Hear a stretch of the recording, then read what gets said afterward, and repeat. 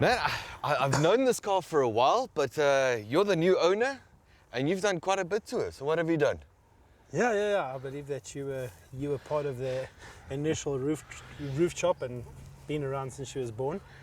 But I got her about 3 years ago, and since then I changed her stance. I've changed her look in a few ways. I've added a bit of chrome, I've added a bit of matte, and I'll just run you through with what I've done. So when I first got the car, we had low profiles on it and kind of like, what do you call those things? Hubcaps, arches? Fenders, yeah. Fenders. I took that off, I put high profiles on, and I had them white walled. These are normal Yokohama radials. I actually wanted them that the treads could match. They're just two very different sizes. And they actually did do the white wall insert for you, hey? No, it wasn't really, it's not an insert, it's like where you grind off the side of the wheel and then you kind of bond another piece of white rubber to it. Very nice.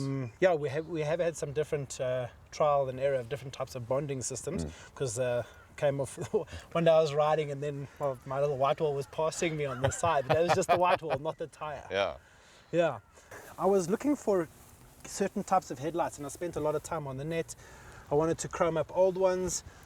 Anyway, I went to that friend of mine's, Alfie's shop, and they had taken apart a Harley Davidson Fat Boy, and the Fat Boy's fairing was off, and I just saw the light and I was like, that's exactly the lights that I was looking for. I didn't want to go for an old school grille. I wanted to kind of mix the two, so it's got an old school lines, but it's fiberglass. It's covering up the radiator. This brake booster I got online. It's a pure aluminium one. I had the other one where you had the drum, the booster, and then the plastic reservoir, and that just irritated me. I battled with the plastic. Then I got a chrome alternator. So essentially I wanted this whole engine bay to be as shiny and red as possible. When I first got it, we had a fiberglass load bin, and it was a little bit it was short. It kind of gave the car a different look, more of like a racy type of look. So I thought I'd actually make it a bit bigger and a bit deeper, and give it more of a bit of a chunky ass. And also I saw on the net, if you look here, I didn't have any storage, so in here I've got a little like secret. Oh, nice. Like a storage compartment where I've got tools, gas, and more tools. I've also added a few extra things like pop locks, electronic locks, and electronic windows. I didn't really want to have any, what do you call those, handles or anything inside the door. Yeah, I just wanted it clean, and I wanted it exposed. So here I've got a bit of a.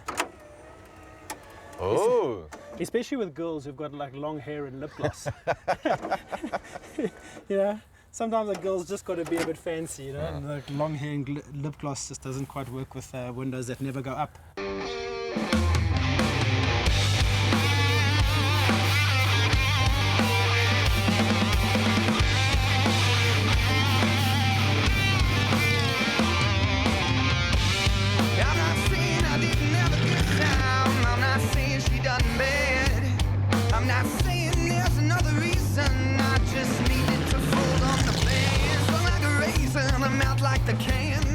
Man, I love how this thing drives. Oh, when you look at it, it looks all rough and stuff, but it is smooth, absolutely smooth.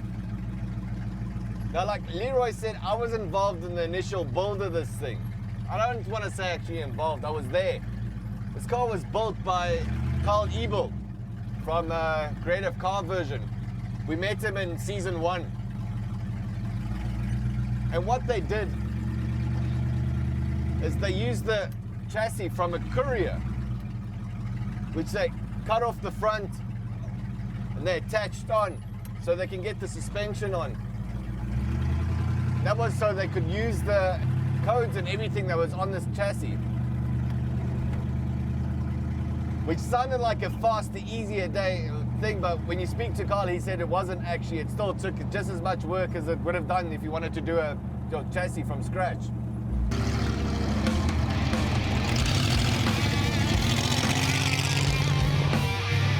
Oh, sounds safe.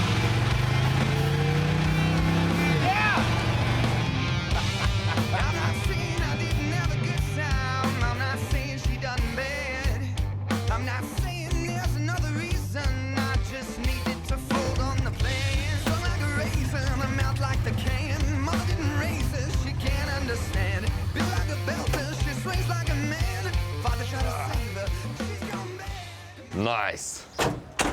How's that? So, man, where are we? We're here in Edenvale at Edenvale Custom Cycles. We had Alfie's shop. You know, as it happens, where I'm the kind of an owner driver, not really an owner builder. So everybody, in order for guys like me to have stuff like this, we need a buddy with a workshop, you know. So Alfie's not only the kind of the bike guy, he's also helps out quite a lot on maintaining my rod, and also he's got all the tools that I'd ever need. I'm kind of jealous, you know. You can always tell a man about the kind of tools that he's got. You know? That's true. That's true. Alfie. Yes. Nice to meet you, Joe. Joe, pleased to meet you, Joe. What's up, Alpha? Good. Nice shop you've got here, man. Thanks very much. So where's this bike you've been talking about? What's the story behind your baby here? Essentially, we're at a car show, and you know, as you get to know other guys in the industry and chat, a lot of people want to sell stuff that they love, and they want to sell it to the right person. And we came across this guy who, he and his son had taken apart their Sportster, and we're going to rebuild it and make it into a bobber. And son apparently moved to Richards Bay, got married, and this bike sat in his garage in a million pieces since I think it was 1998. He took it apart. Wow. So went there, negotiated with the guy, got a good price. Went with Alfie, kind of checked out all the things. Pretty much the guy taken it apart quite nicely. Everything in glad wrap bags and all of that. And yeah, put it on a trailer and brought it back here. So this is a rigid frame. Did it start out like that? Normal lowrider frame, Sportster frame that it was. Things like that, we started building it, things like that. Then I had an idea. Leroy loved, he's got a soft tail, look-alike, once more bobber type thing. I said, let's turn the frame into rigid. And that's how we've done it, turned it into a rigid. And then we found a guy in South Africa who makes front-end Springer forks, and that just proved to be way too expensive and timeless. And so there's a few stuff that we bought online. I bought the rims, the spoked rims, and then the front end and the seat. And we got that online. And then the rest, what did we do? The rest, the ape hangers we made, manufactured locally, oil tanks manufactured locally, sissy bars manufactured locally, all in-house. Rear fender, same, all in-house. Originally, the forward controls and that all original from the bike, give it that old school look. Tank, the peanut tank is a slightly smaller tank compared to the standard Sporties that they have it. The engine has been completely rebuilt, but we kind of kept it weathered on the outside. I wanted to make this bike look as if it's been around forever, you know? Exactly. Yeah. I think time-wise, it's been quite a journey, because as these things go, like, you can't finance them. So as I've gotten parts in, we've put it together. It's been more of a labour of love. Thanks. That's Alfie. it, yeah, for sure. Late nights and on weekends. Weekends, yeah, no, for sure. But Yeah. it looks good. It looks good. Yeah, it feels good. So you say we're going to do some artwork on the bike today? Yes. I've got my mate Eric Brown. He's a traditional sign writer, and in sticking with the theme of the kind of the artwork on the hot rod, we're going to be doing some lettering on the side. This is my mate Eric Brown. He's my immaculate sign writer, if you say that. I found him, I was driving past a shop where he was doing some sign writing, and I just thought, sure, you mean like you don't find sign writers anymore. I didn't want decals, and I was looking for a sign writer to sign write on my hot rod to kind of give that old painted technique. So how long have you been sign writing for? I've probably been a sign writer for 35 years. Okay. Because I started this trade when I was quite a young man, and I've also done all kinds of other things like murals and all sorts of artwork and things like it. But sign writing is my main trade. Well, this line over here is so nice, and I think we could carry it on like this, that the bottom of the lettering could be there, the top of the lettering could be here, so that we'd actually have something like that. And I think that would almost like a triangular pennant that went down this way.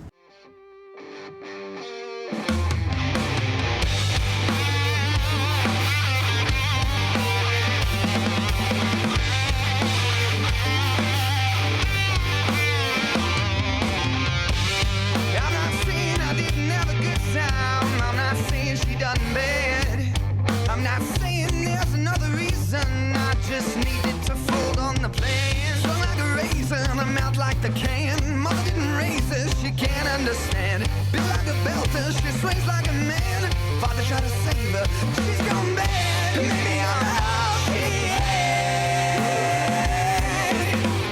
Maybe I'm all she had. Maybe she's not that bad. Maybe I'm all she